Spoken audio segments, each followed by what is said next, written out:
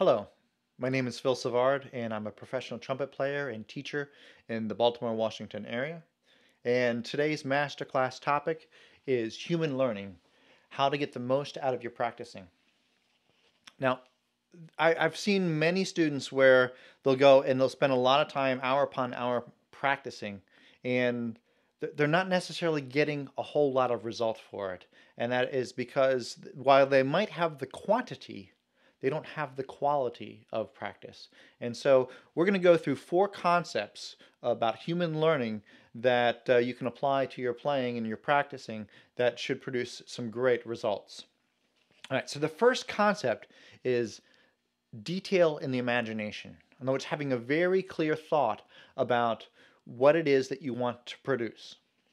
The second concept is allowing your body to fail, allowing mistakes to happen, getting out of the way of your body's natural ability to self-correct.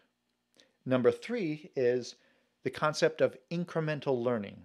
When you have something that's very complicated, lots of complex coordinations between the muscles, uh, that sometimes what we have to do is simplify in order to be able to eventually achieve the result.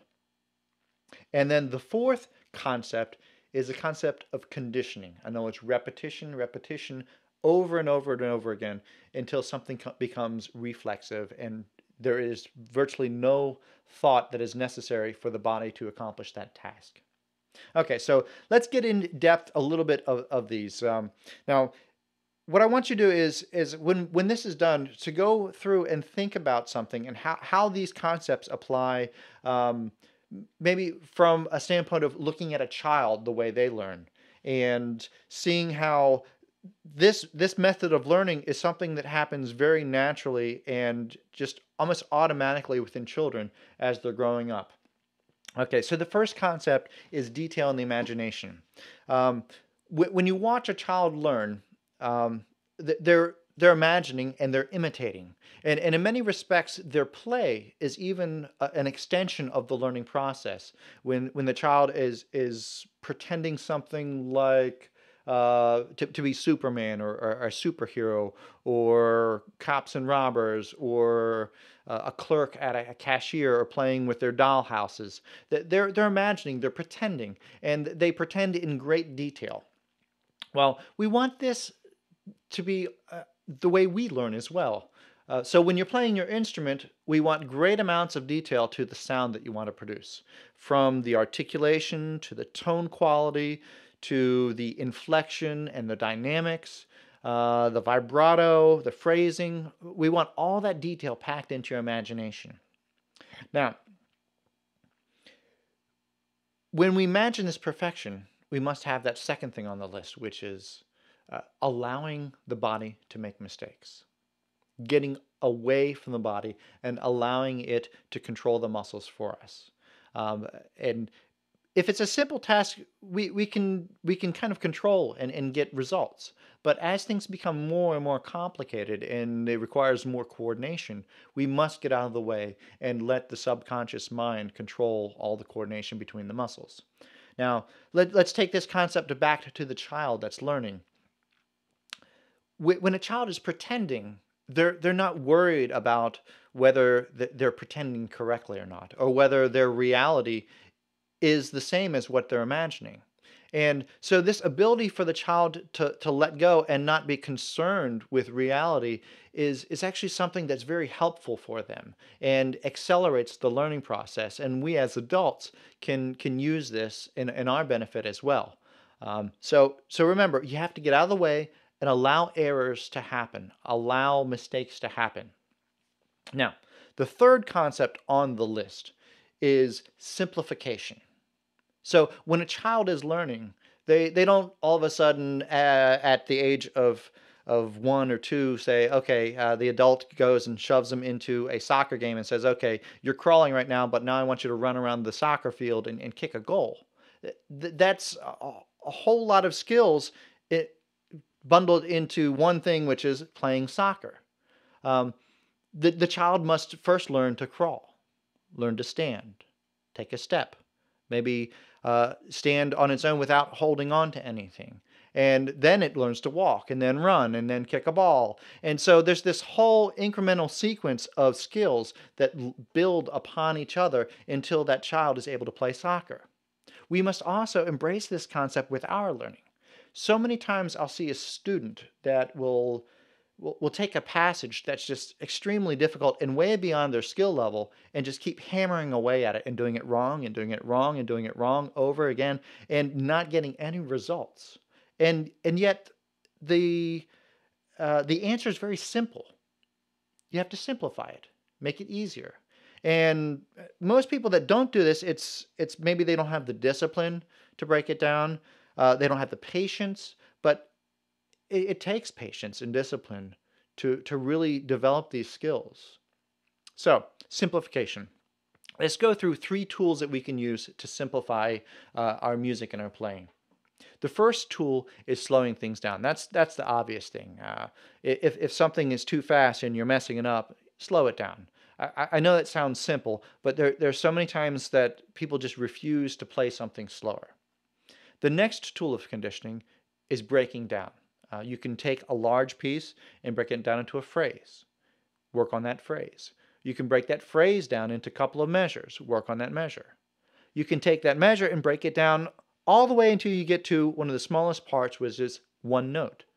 So, breaking down. There's a second way to break down besides to a smaller chunk, and that is into a component of playing.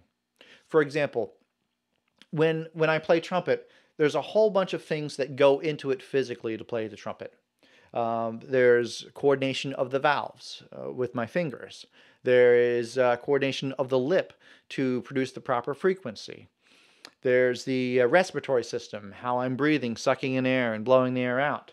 Another component is reading and translating off the page. And even within that, we've got components. We have different aspects of the music. You've got a melody line. You've got pitches. You've got rhythms. You've got accents. You've got articulations. So we can break things down into those components. You could work on just rhythm. You could work on just articulation. You could work on playing. You could work on buzzing alone. You could work on just fingering, just sitting with your instrument and fingering through the passage that's necessary. So, breaking down. And then the third thing on the tools of conditioning list is combined. You can slow things down and break it down, and you can get almost infinitely creative with a passage. There is no one right or wrong way to simplify here.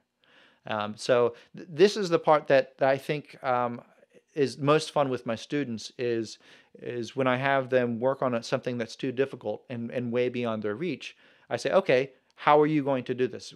Show me one way to simplify. And then I tell them, show me another way. And so there are so many ways to simplify the music to make it easier, closer to your grasp and closer to your skill level. All right. The next concept on the list is conditioning. Here's the next big thing that students just don't want to do, but it's a necessary, it's a must, and that is correct repetition. So you've simplified, you've got it correct. You're imagining perfection, and your body is either hitting that perfection or is so close to it, you've got a great result. Now, a lot of students, they go, I've got it correct, I'm done. Now, that is where the work actually starts right there. You got it correct. So you do it again correct, and again correct, and again correct, and again correct, over and over and over until it becomes reflexive. That is truly what mastery is when you really, it takes very minimal thought to be able to do something. I remember when I was back in high school watching it was a rehearsal with Itzhak Perlman at the Barns of Wolf Trap. And it was in the afternoon, and there were some birds flying around. And for whatever reason, Mr. Perlman was not really into the rehearsal. His mind was kind of distracted. And he was literally playing Tchaikovsky Violin Concerto with amazing technique. His fingers were going, his bow was going, and he wasn't really there. He was just watching the birds fly back and forth. But his hands were doing it for him. I did everything that was necessary. Now, why is this? Through conditioning, repetition, over and over and over. He had done it correct so many times, it took very little thought to start that chain of muscles to just respond in that sequence that it knew so well over and over and over again. So that is truly mastery. That is our goal with all these skills and with all the pieces that we're learning, is to get it to that level of reflex response so that it takes very little thought. But the process of getting there takes a tremendous amount of thought and a tremendous amount of detail and a tremendous amount of goal-oriented thinking. So make sure that when you're doing this repetition and you're conditioning, that it is correct repetition. Now, I said you have got to let go. You've got to allow the mistakes to happen to get out of the way.